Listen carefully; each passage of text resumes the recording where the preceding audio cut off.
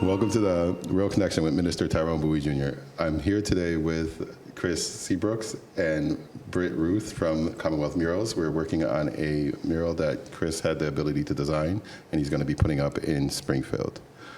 Welcome to the show. Yeah, appreciate it. Thank you so much for having us. Yeah, appreciate it. Thanks for having us. Yeah. It's awesome. So what is the location that this mural is going to be going in? It's going to be right before the Ludlow Bridge in Indian Orchard. The exact address is escaping me right now, dude. It's on Main Street for sure, but I think it's maybe actually 1 Main Street, probably the first number. But it's going on along the south-facing wall on that building off to the right before you go over the Ludlow Bridge, off to the left. Husky Pizza and a great nail salon and a fantabulous herbal shop is also if there. I remember correctly, this is your first design polytab one that you're Yeah. This is not my first interaction with it. Obviously, being able to work on the Nelson Stevens mural is this was a incredible. Experience. I mean, just having fun with y'all was so awesome. But we, working with polytab, I had the feeling that my design style and some inspiration that I had been led to create could lend itself to other people working on designs and not just me, like in the same collaborative spirit that we had.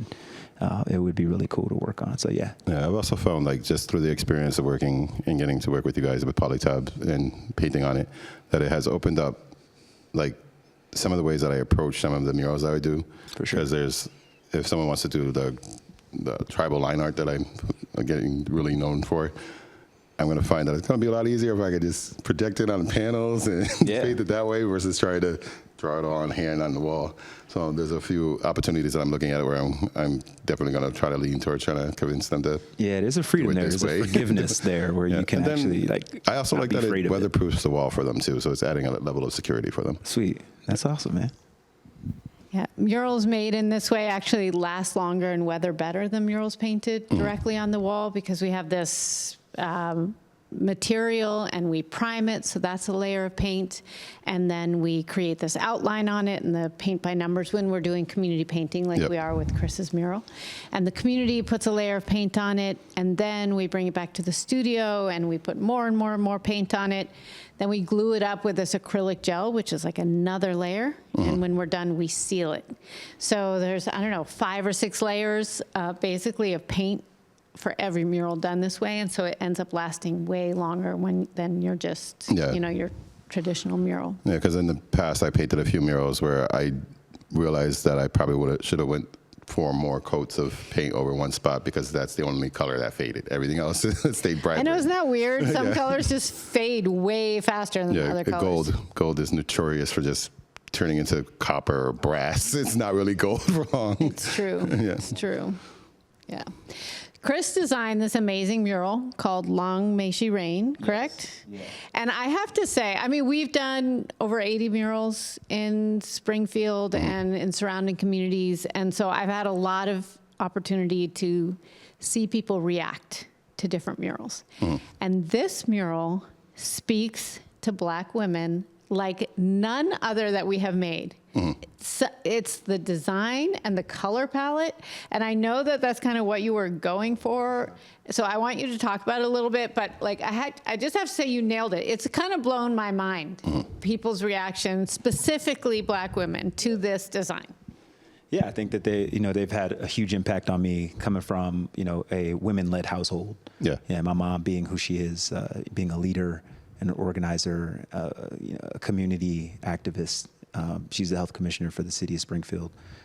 My sister, my aunts, various family members who have just been impactful. Even teachers that I've had throughout my life that have come into my life. Gail Anderson, being another, Jenny Couch. They're huge. They're so inspirational that it gives me an opportunity to show the different ways that I think when women are engaging with the community and it's protecting the investment of generations of continuous passing of the torch, passing on information, and not just a respect for certain things, an obligation to do anything, but a happiness, a joy in community involvement. And so for me, that is just how I grew up. And so to learn what the Indian Orchard Youth Council wanted to do, and that it aligned with a lot of the experiences that I think I've had in my life that have been so impactful, it just was like, well, I have a depth of people that I can really rely on for like a lot of the different ways that these characters express themselves in this mural. And so it just became, you know, a great opportunity to showcase my talent and experience. Which we didn't bring a picture of it. Yeah. We don't even know what it looks like. I'd rather people not even see it until they hit the wall. Yeah, and then I'll link it up when I get to my website and start to get you guys. When I'm trying to learn the whole podcast name myself. So I'm definitely How's it going? in the process. Oh, it's not as complicated as I thought it was going to be. Good. Because I'm not a tech savvy person. Yeah. So, but it's a lot easier than I realized it was going to be. That's what's up, man. Congratulations. So I wanted to ask, how did you guys get your story started here in the 413? We kind of touched a little on yours. Get started at Commonwealth Murals or get started in Springfield? Touch on both if you wish. I mean, I was just raised here, so I came back from being in. I was in New York for 10 years before I decided to move. Sorry. Oh yeah, give me. Am I supposed to be painting also as well? Yeah. Do I do? I was just really just. No, I was just like watching her paint. I was like, I want to paint. Yeah, I mean, I'm from Springfield. I have a love for the community in Springfield, and when I came back, I was looking for a community, specifically art directed, and so being able to meet Britt through the Parks Department, where she wanted to do some public work in some of our parks, gave us an opportunity to pretty much, just start to build a conversation of like, hey, what's your involvement? I soon became a board member, and then pretty much right after that was an opportunity for me to, try to find a way to look at different types of work. You know, I'd painted before. I'm doing a horrible job of it now, but it's definitely one of those things that I had studied in undergrad, and I wanted to get back to it. And so, it was just like, hey, this is a grander scale of something that you were working on before, and now you get a chance to. This is also 4. Oh, is it really? Isn't it? Yeah. 4. That's a 4. You could leave that.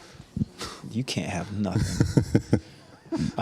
This is collaborative. So we're supposed to be on the same spot.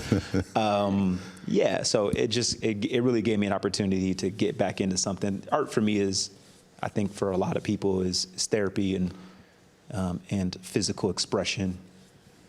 It gives us a chance to really show what we can do while also allowing for there to be the sort of introspective time that you get to spend either with yourself or with other people to just like chill, ideas are formed in that time. The making is what crystallizes the findings of what you're experiencing. So, yeah. Yeah, when I first met you, and you gave me your website, and I got, do I want to pay for your domain? that was funny. Did you really? Yeah, I forgot about that. I was like, why? Then I mentioned it to you, like, wait, I got to fix that. I was like, how? And then I finally got to see your artwork. I was so impressed and blown away by the use of color and the way that how you break color with sharp lines. And it was just inspiring to be able to know that that I was in the group with you, where I thought that I was being viewed at the quality, like being capable of being able to work with you guys. You are. So it was like to definitely see that I'm being honored in that manner was just, and then to see you guys work, it was just like, okay, I got to be left hard on myself. Yeah. You totally do, I have to say. Yeah. It's interesting because the way that we create murals like this, where we're painting on polytab, we're engaging the community in the painting, and then we're doing all this technical and detailed painting in the studio and then installing, it's all needs to be done with other people. And so many artists, so many art practices, especially visual art practices, are solo practices. I think there are very few opportunities for visual artists to work in collaboration with other artists. And a lot of visual artists are total introverts. We joke about that in the studio all the time. It's like we're a collection of introverts, but we really enjoy each other, and then we enjoy just going home and having our alone time.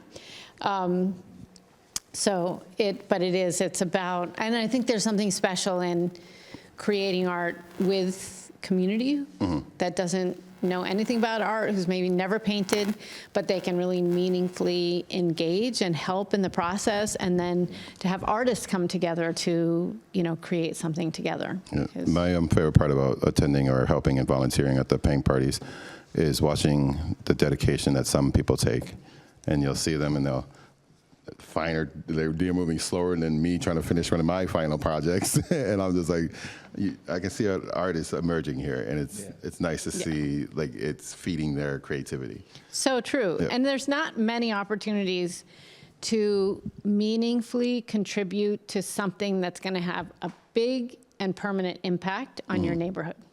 It's really, that there's, to spend a couple hours doing something that's going to last for decades, it's hard to find those opportunities. And so when people come to these community painting events and have that chance, they really do rise to the occasion. And the other beautiful thing about painting and creating murals is like this is that it doesn't matter if you're a good painter or a terrible painter. And we work with people like of any age and any ability.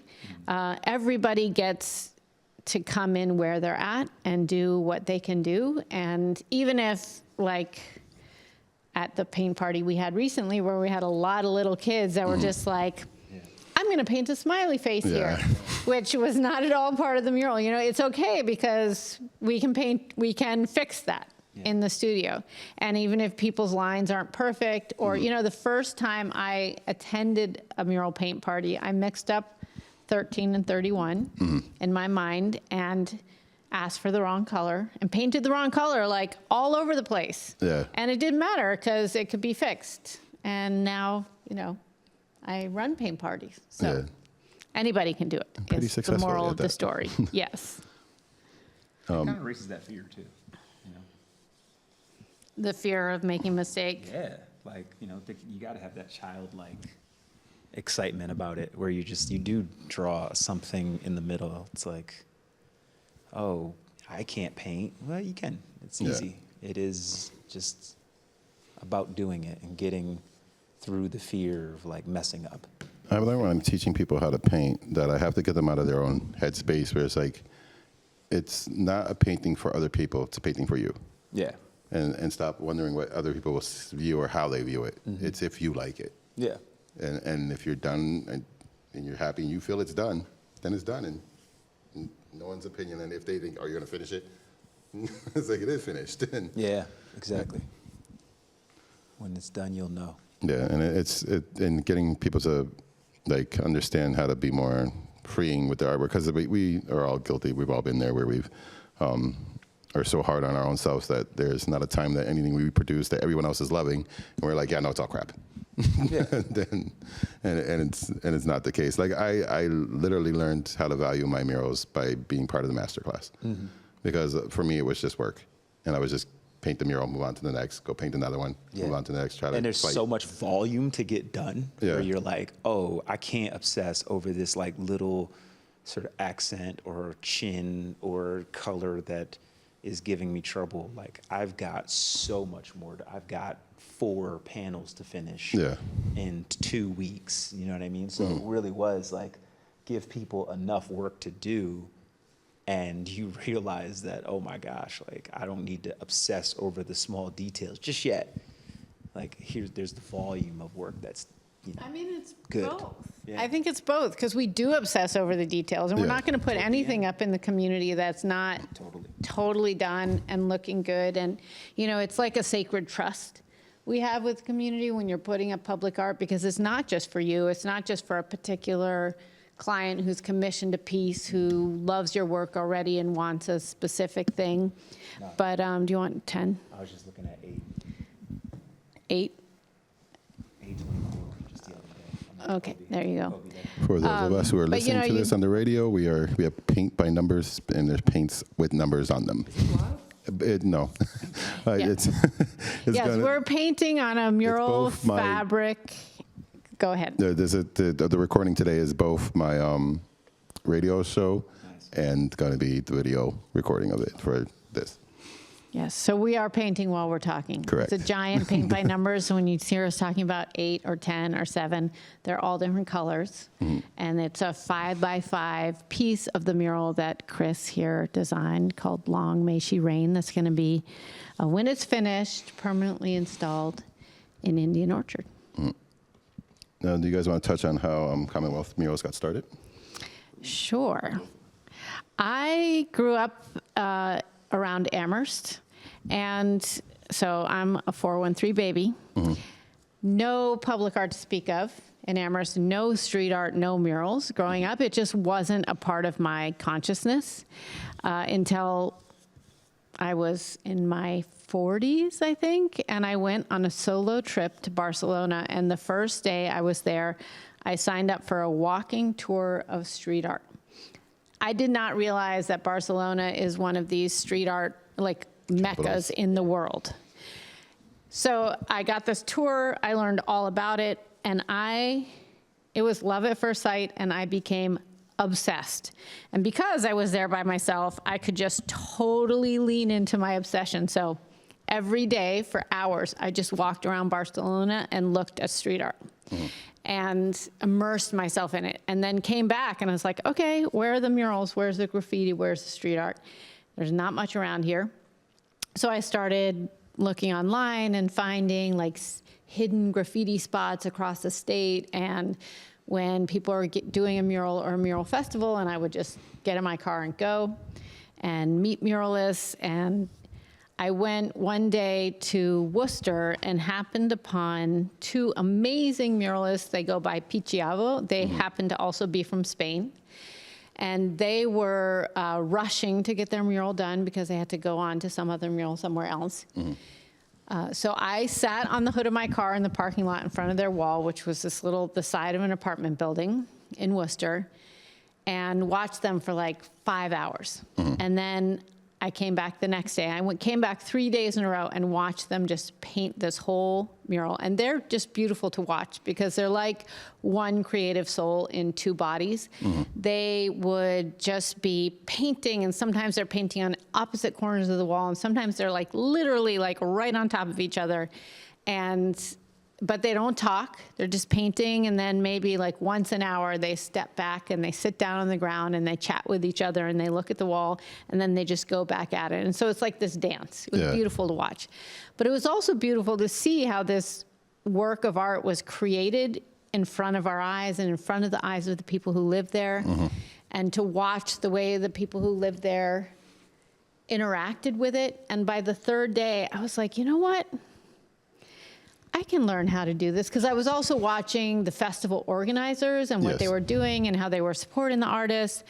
I was like, I'm good at organizing things and raising money and marketing and planning. Like, I'm going to figure out how to do this. So I started networking with people and asking questions, and I put together a plan and started basically like pitching it to whoever I could find. Mm-hmm. And it was kind of right place, right time for Springfield, and they said, yes, we want this. And so that's kind of how it got started. But the first year, which was 2019, one of the muralists that we happened to invite was Greta McLean of Good Space Murals. Mm-hmm. And we had 10 muralists that year. 9 of them were kind of the traditional muralists that just come in with a vision. Mm-hmm. They get up on the wall, they paint what they want. It's beautiful. Greta was like, oh, I don't do murals that way. I do murals in collaboration with community. I'm going to come out a couple months ahead of time. Mm-hmm. We're going to have a meeting with the residents of the apartment complex to hear what they want. That's how I do it. And, so we went through this whole process with her about doing that and hearing what they wanted. She designed this gorgeous mural. She's like, we're going to do paint parties. The first paint party, where I mixed up 13 and 31, mm-hmm. but I watched hundreds of people, most of whom lived in the apartment complex where the mural was going to go up, like, come out and help paint this mural. And it was another one of the moments, kind of like it was a Barcelona moment for me, where I was like, whoa, wait a minute. This is a whole other thing that she's doing here. Like, this is what I really want to do.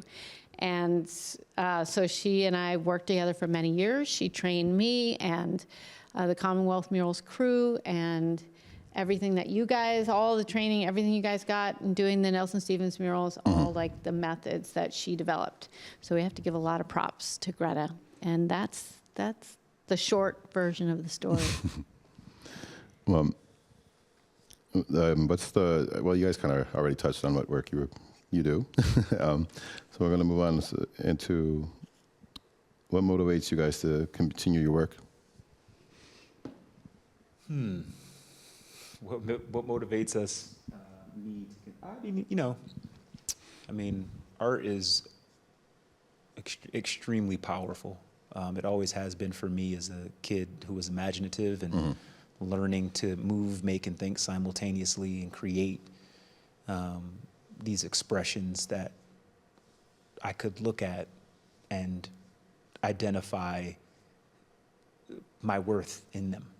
And my excitement for the way that I perceive the world. And being a graphic designer, I often find that my excitement, and I think this is really, identifying with this work has become more like design than art to me, because going from something existing to preferred, getting opinions, understanding what people want, and ways to make things preferable to people who would like to see themselves in murals, and in what way, and who should be in them. It really has given me a chance to be proud of the research and the excitement for other people's ideas and bringing those to life. And so that's a lot of what I get back to when we talk about community. It really is about bringing other people's ideas to life. And so that's a lot of what I enjoy. Yeah, that's why I love what I do. I love that distinction you made. At first, when you're like, it's graphic design, it's not art, I'm like, what is he talking about? I don't understand. But that was the distinction. I mean, graphic designers understand that getting input from the client or the audience is an integral part of the process. And that's not always the case. That's usually not the case for many other types of art. But when you're doing community murals, it definitely is. Yeah. So it's one of the reasons we love working with you. But I forget the question. I don't know what was your question, Ty? You do the work that you do. To continue to do your work. Oh gosh. I mean, I have the best job ever. I agree. I just am. Possibly the best job ever. It really is. I just love going to work, doing work. It's hard to separate. There isn't really a separation between work and life because it all feels very integrated to me. But I think what inspires me is the community and people, the way they feel seen and empowered and inspired, and the conversations that the public art generates. And then also the artists. And muralists are hands down my favorite type of artist, because some artists can be a little, sensitive. Well, I'm down with eccentric. I'm not down with bougie. Okay. I haven't ever described it that way, but that's fair. Yeah. Because, it's like you're going to create this masterpiece, but the lighting needs to be right, and it needs to be the right temperature, and you have to have the exact right brush and this and that or whatever. Muralists in general are not like that. The ones I work with are not like that. Yeah. They're like, muralism is the extreme sport of the art world, I think. And so muralists are these hardcore, they're gonna work in rain and snow and like incredible heat. And they're gonna be out there from dawn to dusk, just working their asses off to create something beautiful for the community. And they're like, yeah, I'm dirty, I'm sweaty, there's like all kinds of crazy stuff going on, but it doesn't stop them from creating the art. And I love that. So the artists definitely also is what inspires me. Yeah, the artists are like working with Self and Gabby and getting to see Lesson do his thing like live on the spot. I think that was also something that was truly inspiring. Learning the history of what muralists were fighting for in terms of freedom of expression, and then watching that evolve and through different styles and ways of speaking about personal struggles or very public struggles, right? In terms of the times that we live in.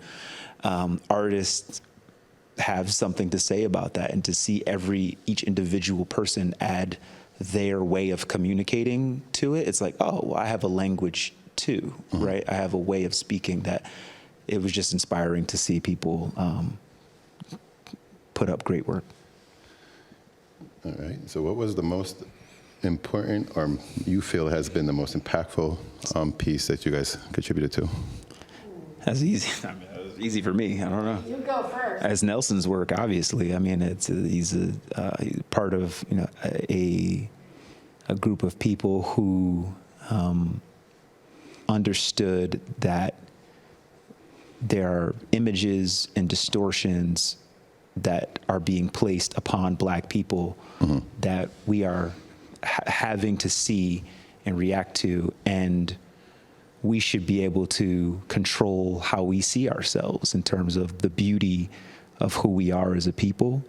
I think they understood that it was important for us to see ourselves in a positive light, and really those images be in our community, so that every day, I mean, every Thursday I drive by Nelson's mural, the young, the old, and the beautiful.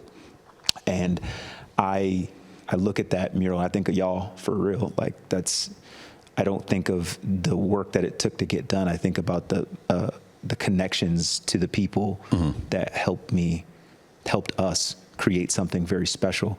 And I think in a lot of ways, that's what his work does for me, because I think visually when I see it, it's this fractal of a bunch of different shapes that all merge into one image. And I think of community that way, where we are all pieces of a larger image that shows us the reflection of our beauty through our individual contributions. So it really is, like, his work is incredible. He's an alpha. He was like, the one time I got to meet him, he wasn't even talking about art. He was just, he was talking about running.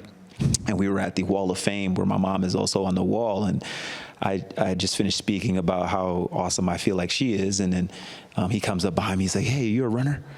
And I was like, "Yeah." I was like, "Yeah." And he goes, and he like puts his hand like right on my back, and he goes, "This is where you're running from. Like when you run from the small of your back." And what he was really, 4 marathons later, what he was speaking about is balance. You run from a center point. What he was showing me wasn't about form. It was about concentration, focus, and precision. If you focus on something, you can get it done, and you have to maintain that focus throughout your time. But I got off on a tangent, but it was like being able to like talk to him and I think speak with him in that moment before he passed, and not knowing what his work would mean to me.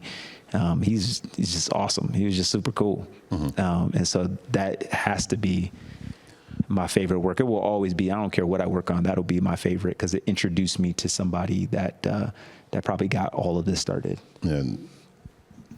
Just for background, Nelson Stevens was an incredible artist and one of the early members of an amazing artist collective called AfriCobra. And he lived in Springfield for 30 years. And in the early 70s, he was a professor at UMass. And he brought students from UMass and students from the Springfield colleges together over the summer for 3 summers in the early 70s. And they painted 37 murals in Springfield. And he himself painted 4. But they all got painted over or destroyed or kind of lost to time.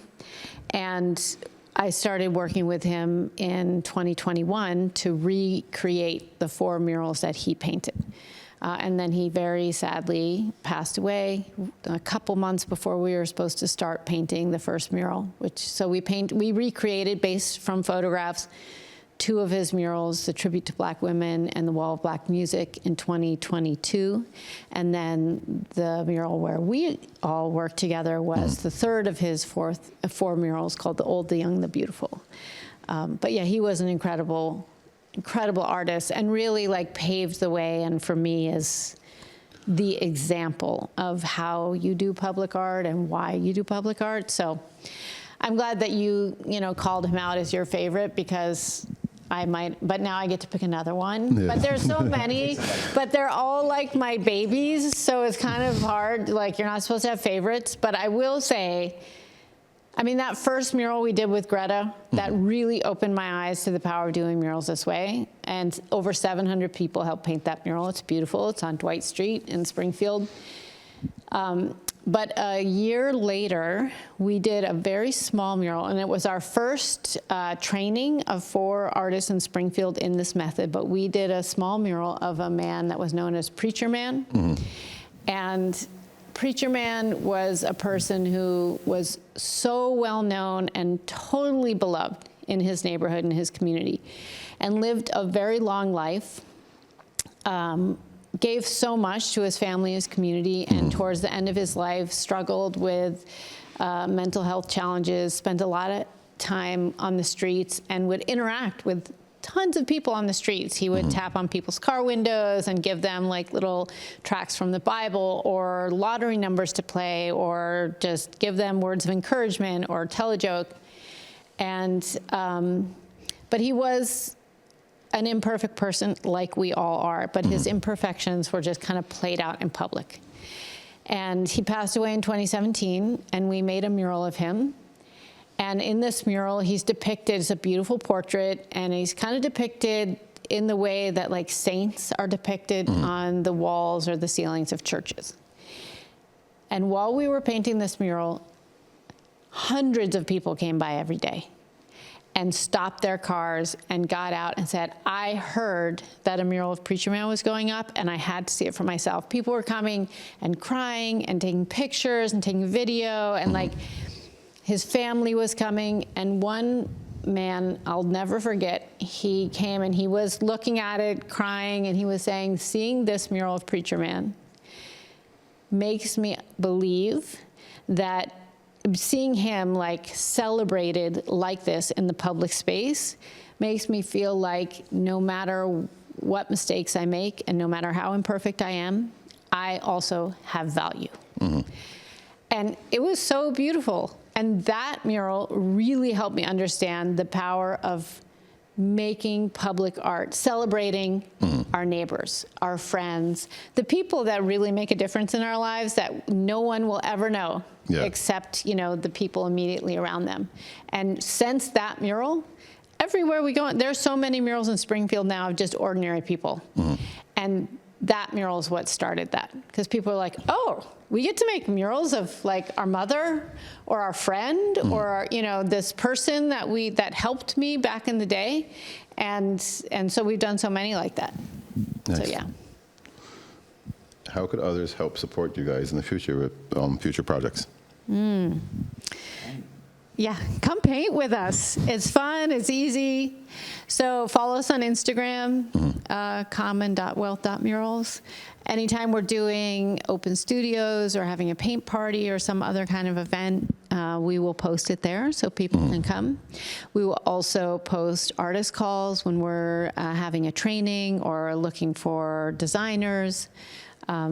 So if you're an artist and want to get involved, just like track us on Instagram and show up and help. Yeah. I mean, like I said, muralists are hard workers.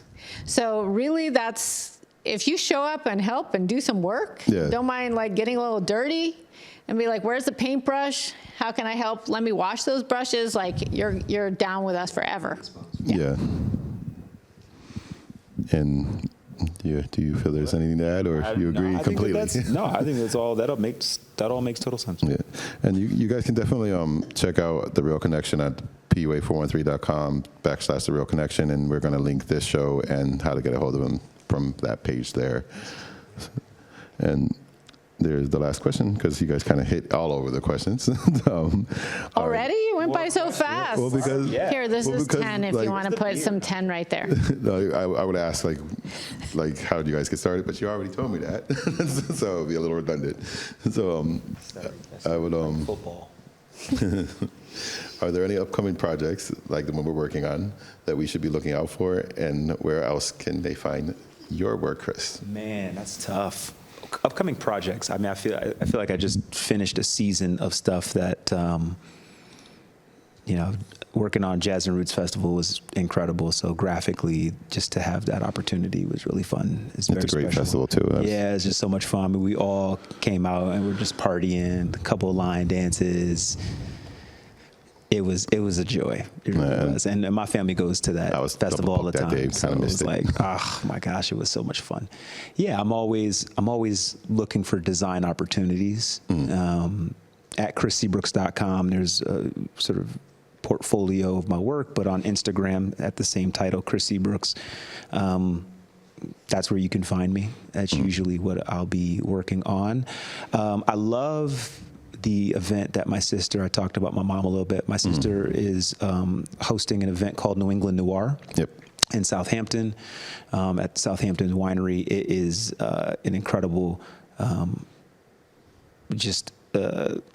experience for Black women to just enjoy being out, sipping wine, having fun, and experiencing life in freedom. Nice. Just enjoy. And I help collaborate with her a lot of the visuals that we use every year. So I've been working on that. This will be something I am really excited about. My uncle hit me the other day, and the current mural we're working on he's excited about. This is great. Is that remembering the radio? If that's the short answer, yes, I think that this is really exciting. The thing that excites me about this is not that I've really put hands on it at all. Is that all of the young women who are affiliated with the program have really brought this thing to life, and Jasmine and Self and Talisha, everybody's done such a great job with it. And so it just really, I would love to hear, and I think it's probably another segment at some other time, but to be able to talk to them about what they felt while painting this, right? It's just really cool to see what they've done. But I definitely have to get Self on the radio show. For sure. Yeah. She's the video. She's got to stop hiding her face, man. Where's the camera? Self, if you can see me, it's having stop playing. Ownership over your imagery. I understand that. Yeah. It's so back to what I was saying, like really a project that I haven't started yet, but that I'm really excited about is me and my uncle were talking about legacy and passing of the baton of generation to generation, not necessarily an expectation, but it's your turn.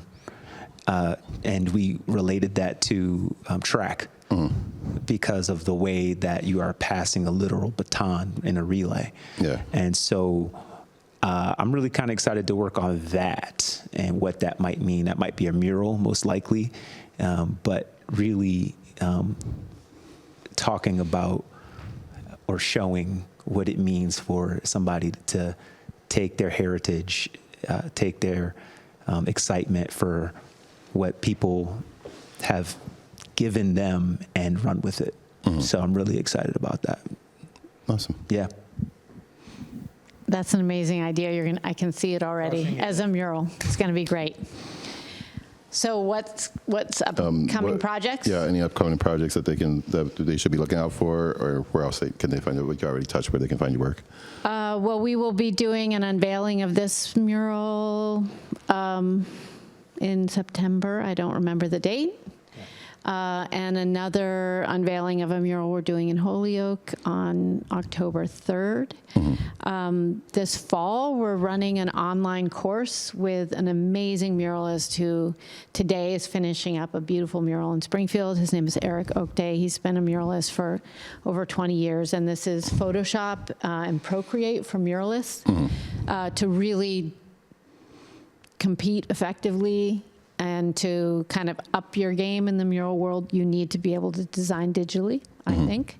So it's a 5-session online course, and he's with all these like tricks of the trade.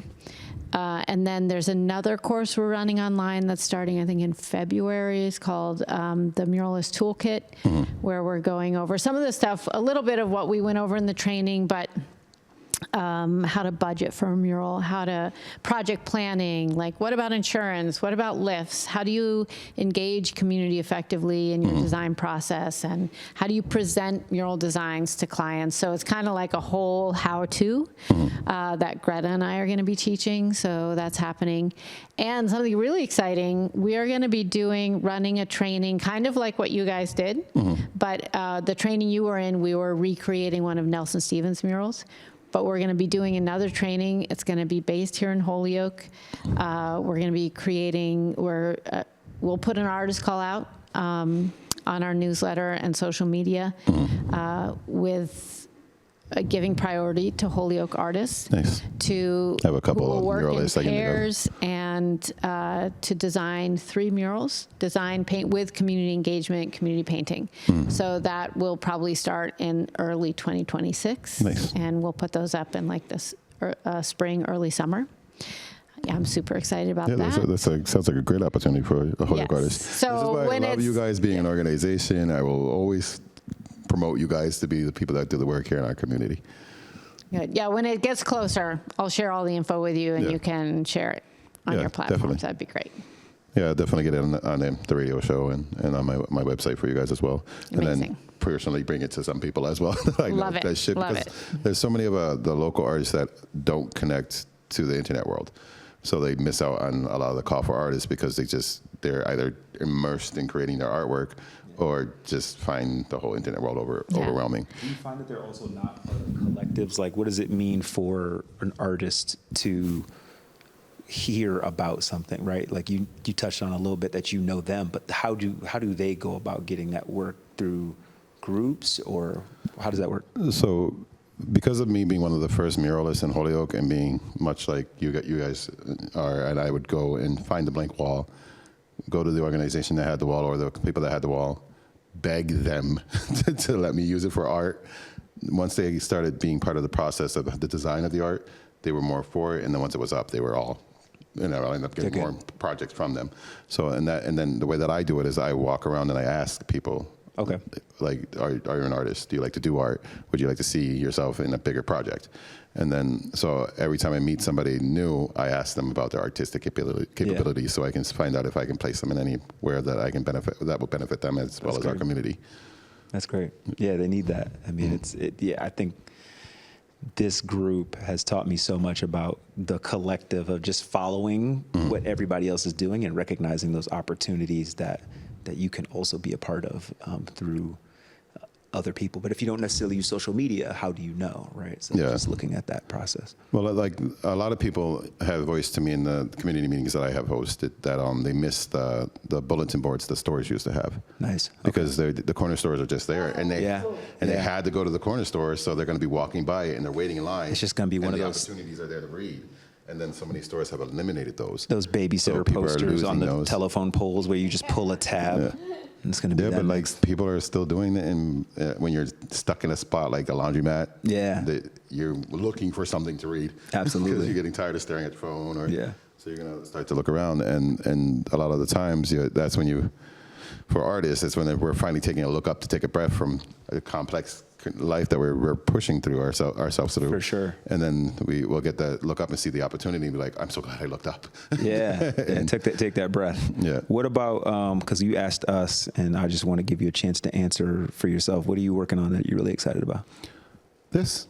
Yeah. The real connection is it's giving the opportunity to people to visually show their creativity to the world, being able to touch on some of the topics that our community is going through, and trying to make sure that we give everybody the opportunity to shine through my radio show, which is called Spotlight. And just working on that and seeing people coming in and being able to promote themselves, and plus the opportunities that I'm building for them with other individuals as well, for myself, that I'm can't believe all the opportunities I have fell out of, like, didn't know I was going to have a podcast. Yeah. And if you told me 5 years ago, you're going to have a podcast, I would just laugh so hard at you. but it's so just to see, like, so that for me, like, I am currently working on learning how to paint on canvas. Nice. So it's not that I don't know how, it's just that I'm so used to painting murals only that it's like dumbing it down, doing it smaller. Yeah. It's a different thing, and people can be amazing painters on canvas and not be good mural painters. It's not the same. Yeah, I'm finding that a lot of the little things I'm doing now on these smaller canvases are inspiring me to want to do things, make it again bigger. I think as I lose my eyesight, I'm glad that I'm working bigger, because it's just like, why am I? No, I don't look good in glasses. This is who I am.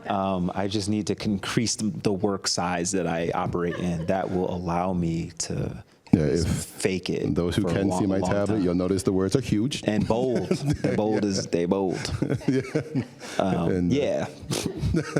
I almost started to read. I was like, "What question you on right now?" Yeah, you can see which questions. I can see a little bit. I was like, "Okay, we're nearing."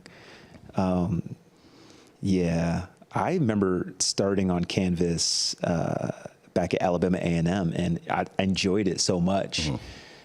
It was working with oil, Mr. Bean's class, and Mr. Bean, I mean, he was nasty, like one of the best painters I've ever seen. But he was just like, he would tell you, like, it's forgiving. Like, you don't have to be worried about messing up. Like oil, you let it dry, you start over again, or like you start on top of it, so you can create this recognition of, like, you don't have to be too precious with it. You can continuously mess up and learn from those mistakes and build that. Yeah, I had a paint teacher in college, and I wish I could remember her name, a professor, I should say. And she came over one day, and she's like watching me paint, and she pushes my arm, making me like push the paintbrush across the work. I'm looking at her like, "What did you do?" She's like, "You gotta learn to fix it." Yeah. So I sat there, and I was upset at first, and then like down the road painting, I realized this was an important lesson she taught me. So I'm a little abrupt the way she did it, but it was definitely. That's how you learn, you know. So at some point you get pushed, and then all of a sudden you're swimming, It's and it was a simple project I was doing, just like these burgundy boxes on cloth. And so it wasn't something I had to like a face I had to fix or anything. I would have lost it if it wasn't that. And it was just the skill level that she was able to bring me up to. I really wish I got to go back to my paperwork to find out what her name was. And because like after taking her painting class, she's like the only art teacher or professor I experienced a class in that I learned something from. All the other ones I was arguing with. Yeah. So it's just like. This does not surprise me. It does not at all. If you know this man, if your audience is familiar with you. Then you definitely are boisterous when it comes to know-how. Yeah, I mean, it's the touch of autism in me. No, I need to know why. Oh, that's great. I remember, just off topic, but when just learning the alphabet in school. Man. And like I wrote down the alphabet, got it in the alphabet right. All the letters were there. They weren't in the order they wanted. And I went through the only argument with the teacher. Yeah, the only argument with the teacher about all the letters are there, right? So like, yeah, so how is it failing? Oh, they're not in the row. And who chose that position for them to be in? She couldn't answer that. So I'm like, so it doesn't matter what order they're in. Society. That's an amazing story. It's also like they'll never be in that order again. Yeah. Like we'll basically change. I mean, you should have just spelt words with it. Truthfully, it would have just been genius. No, like, I'll just be spelled wrong. Yeah. Just create a bunch of different words out of this. Yeah. That's awesome. I'm a handful for teachers. I'm sure teachers did not like me. So, you make a blanket public. That's the way to do it. Right? Yeah, I'm sorry for being difficult, but I needed it. If you're listening. Well, I want to thank you guys for coming down and showing us what you guys do, and definitely for being part of our community and showing and shining some spotlights on people like Betty Lichtenstein, Medina, like you did in Sao Holyoke on Roberto Clemente Street, and then the one that you just did at West Street at Fort Kelly School. And those are just remarkable pieces of artwork. And I had fun just watching both Kilia put up her artwork. And like, she's incredible. And like just being able to work with her. And I remember like when I first started putting the panels up, because I didn't get to do the paint party with you guys. So I didn't know what I was putting up. So I'm like, I didn't get to see the style of art or anything. So I'm like putting a panel up of these weird mushy colors. And I'm like, what is this? And then when we finally backed up and I could see how the style of art she did all like merged together. And I was like in awe of it. And I was so honored that she wanted to keep me there as a helping hand for her. So it's just like. That was a good one. Yeah. And Betty Medina is amazing, and it's a perfect example. Definitely. Like honoring the people among us who have been spending their whole lives as servants to the community. Yep. And those are the people we really should be lifting up. Yep. And yeah, she definitely helped me move forward in my community activism. And so I definitely was really happy to help put that up for her. Nice. Shout out to Betty. Well, thank you, Commonwealth Murals, both Britt Ruth and Mr. Seabrooks, since I didn't want to say the wrong last name, Chris Seabrooks. I'm glad to have you guys on again and help promote any other work you guys are going to be doing in the future. Thank you so much. Thank you.